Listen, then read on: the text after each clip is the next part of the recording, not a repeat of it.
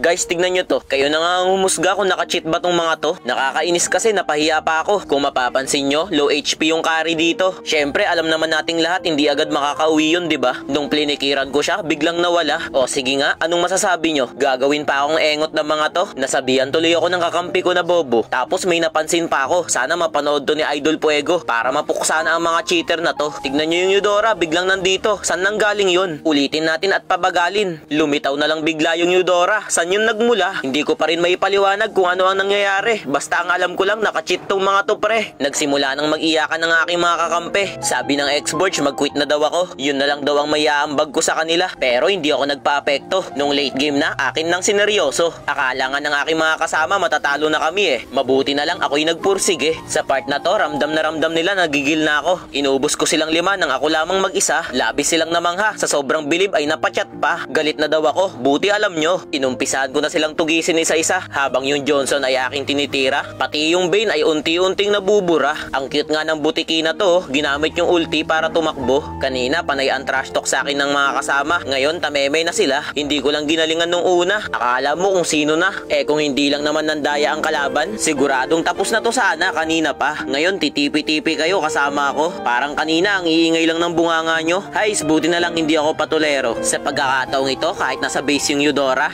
akin siyang pinapahiya. Siya kasi yung nandadaya kanina na bigla-bigla na lang lumilitaw sa mapa. Ang sarap talaga manalo